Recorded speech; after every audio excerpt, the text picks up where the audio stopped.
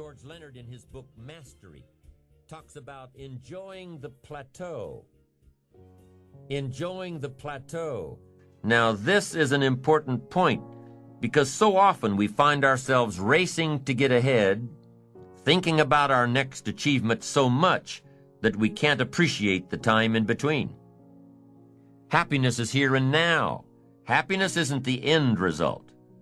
Happiness is part of the journey. There's an old saying that goes like this: the road to heaven is heaven.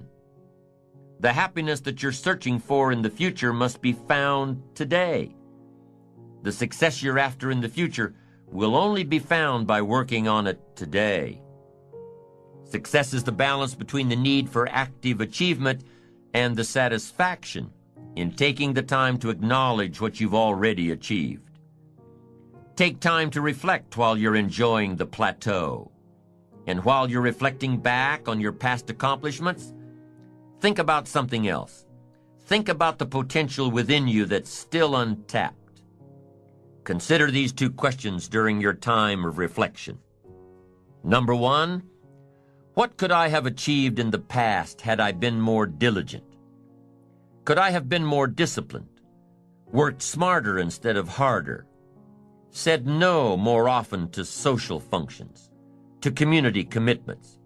What could I have achieved in the past had I tried a little differently? Only you can answer this question. It's very personal. While you're reflecting and enjoying your plateau, all I'm asking is that you dig a little deeper and see if you can't be a bit more effective next time. Work a little smarter instead of a little harder. So that's question number one. What could I have achieved in the past if I tried a little more diligently? Now here's number two. How can I achieve more in the future? Well, if you take some quality time to thoughtfully answer question number one, you'll probably have a clue as to what's needed in the future. Do you need to work more diligently? Do you need to be more disciplined? Do you need to work smarter instead of harder? Do you need to say no more often? Do you need to manage your time better? That's one of the keys to reflection. You can put down on paper what worked for you in the past and figure out ways to translate this information into the future. You can design your better future if you can learn from your past. You can face your future with more excitement, more anticipation, when you design a future worth getting excited about. You can see your future and have it pull you, but don't forget to appreciate yourself for what you have done so far, for what you have done today. Know that your appreciation of yourself and your achievements will continue to fuel the fire of ambition. Self-appreciation is an integral part of success. You must develop a strong appreciation for your own style, your own methods, your own process. Take a self-appreciation inventory. Ask yourself a few questions. Start with number one. What have I achieved in the last 4 days, the last 2 weeks, the last 6 months, the last year, the last 10 years? What have I achieved during these time periods? Write it down. Take a self-appreciation inventory of all you've done and all you've accomplished and all you've become. Take inventory of yourself. Now compare this list to your goals. Have you accomplished all you set out to do in the last 4 days, 2 weeks, 6 months, 1 year, 10 years? Compare your list. Maybe you've been so busy trying to reach your goals that you haven't taken the time to sit back and reflect on where you've really been. Look back at your list and say, wow, I really have been through a lot. I really have learned a lot. Look what I've done. Look what I've become. I wasn't like this 10 years ago or even 1 year ago. Look at me. I'm doing okay. Building your ambition takes little steps. 1 step at a time, 1 day at a time, 1 week at a time. And it's like taking your family to a reunion where people haven't seen your kids for 6 months or even a year. They say, my, look how you've grown.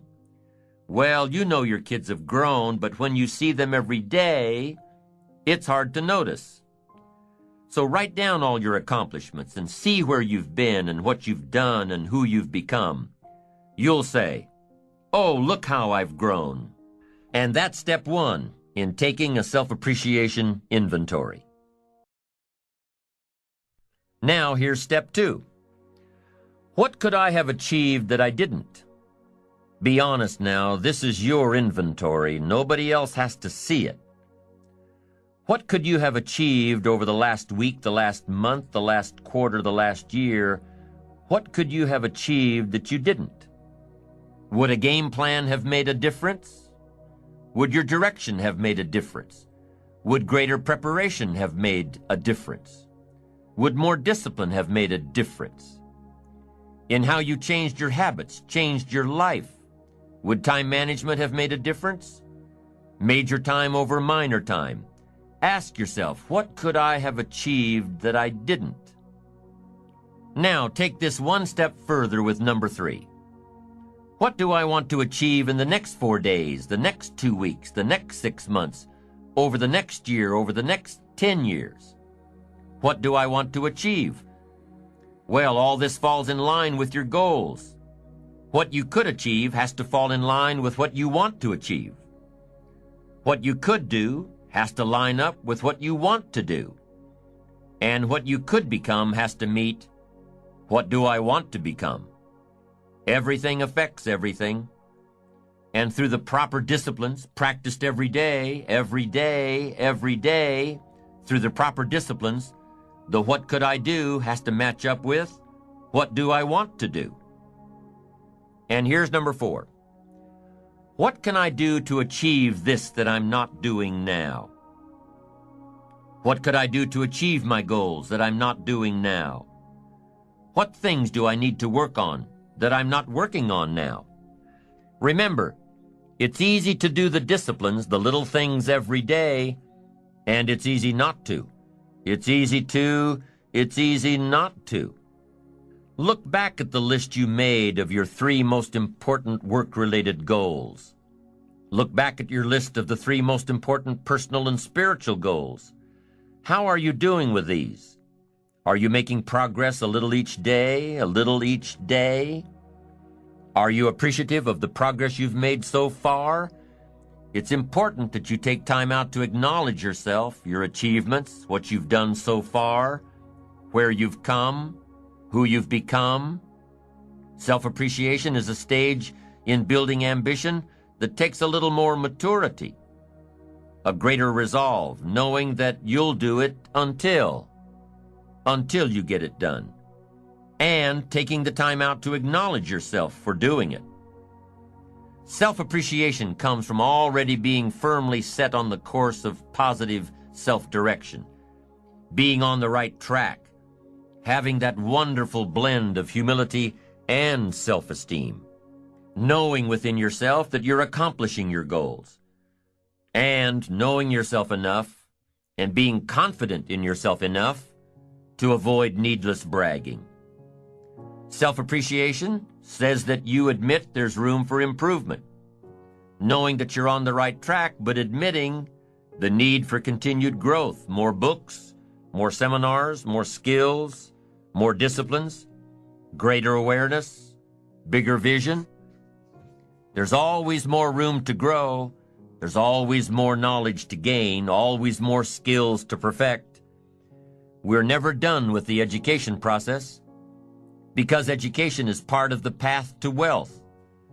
Education and learning is part of the path to health. Continued education can turn you around if you're headed in the wrong direction. We need the mental food that others provide. We need mental exercise. We need to open up our minds to different alternatives. We need to learn to appreciate the other side of the debate so that we can strengthen our own and defend our own. We need to expose ourselves to a wide range of thoughts and philosophies and ideologies. You've got to listen to a variety of speakers, read a variety of books. No one speaker has all the answers for you. No one book has all the answers. You can't get all the answers from one person. We need a variety of influence to give us input, to give us ideas, to manage our business, to manage our relationships, to manage our finances, to take advantage of our time. We need a variety of influences. We need a variety of books in our library. We need a variety of tapes in our video library, our audio library. We need a variety of voices. And here's what else we need. We need a variety of points of view. Points of view can be so valuable. Somebody says, "Did you ever see it from over here?" And you say, "No."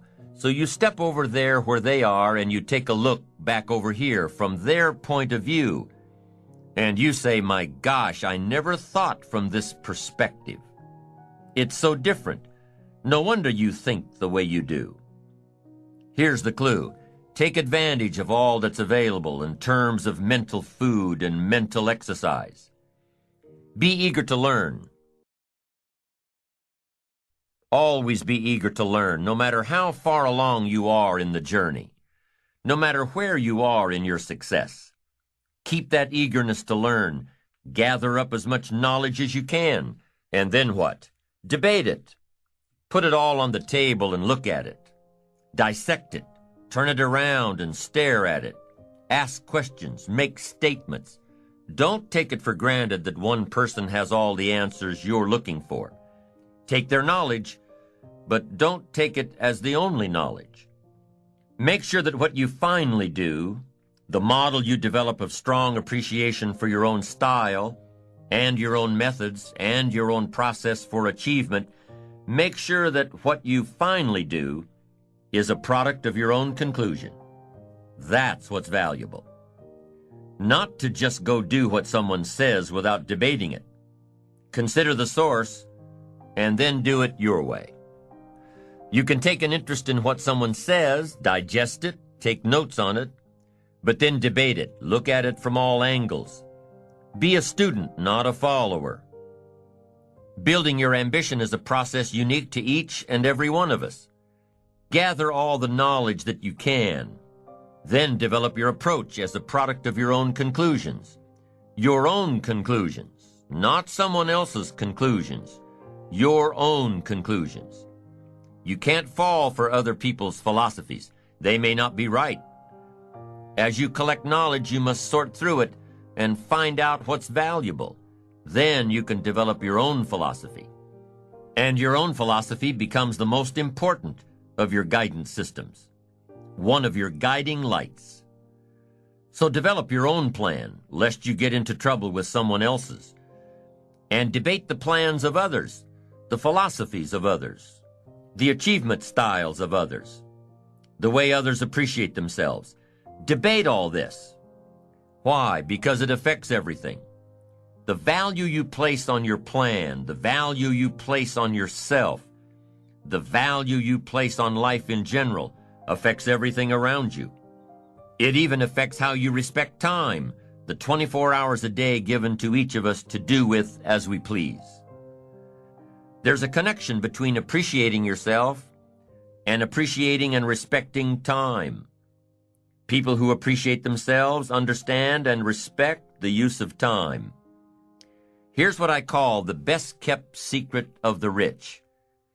Interesting discovery that I made one day. I couldn't believe it when I found out that rich people have about 24 hours a day, and poor people have about 24 hours a day. Wouldn't that drive you mad until you found out what the difference was? I'm telling you, the difference is in the management of the time. A few simple disciplines practiced every day, and your whole life can change. Your future can change. Your income can change.